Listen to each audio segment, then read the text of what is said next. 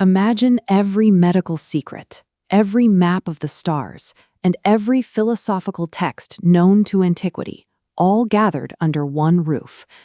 Now, see those exact same halls engulfed in smoke, taking centuries of human observation down with them.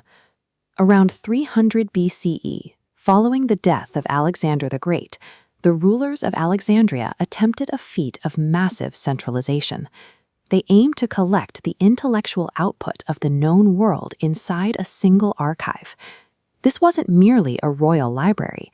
It was an attempt to organize the collective memory of every culture within the Mediterranean and Hellenistic reach. The library's reach was vast. Authorities aggressively sourced texts from Greece, Egypt, Persia, and India, turning Alexandria into a global processing center for information. Every merchant ship entering Alexandria's harbor was searched by authorities. They weren't hunting for contraband or gold. They were looking for manuscripts. If a traveler carried a scroll, the library confiscated it. Scribes would create a copy for the traveler, but the library kept the originals on their own shelves. This density of data fueled breakthroughs. By studying the shadows and angles of sunlight in two different locations, a resident scholar named Eratosthenes calculated the Earth's circumference over 2,000 years ago. His result was within a few percentage points of modern satellite measurements. This concentration of expertise allowed for incredible scientific progress, but it also created a single point of failure for human history. By 48 BCE, Alexandria was trapped in a Roman civil war. When Julius Caesar arrived in the city, he found himself outnumbered and cornered in the harbor. Caesar ordered his own fleet to be burned as a tactical diversion. The fire spread from the docks into the surrounding warehouses and city infrastructure.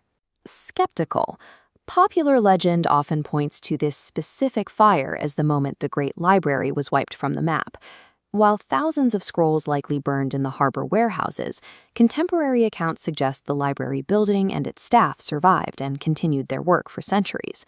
Caesar's fire left the institution functional but fragile, the first in a series of setbacks that eventually became terminal. Fast forward to 391 CE. Roman Emperor Theodosius I issued a decree to dismantle the infrastructure of the old faiths. Because Alexandria's learning annexes were housed within these temples, they were attacked by mobs. These ruins are all that remain of the Serapeum, once a major branch of the library. The cultural climate had turned hostile. Scientific texts and classical philosophies were increasingly viewed as dangerous challenges to the growing religious authority of the time. Stories from the 7th century Arab conquest suggest another massive fire, though many modern historians find these accounts lacking in evidence. The institution likely succumbed to chronic underfunding, political neglect, and the physical decay of the papyrus itself. The library slipped away quietly, piece by piece, as the world around it lost the interest or the resources to maintain it.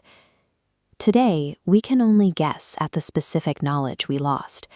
We are missing the majority of ancient Greek plays and the primary records of centuries of scientific inquiry. The loss of these records means we have almost no internal perspective on several early civilizations. When the physical copies vanished, their voices were erased.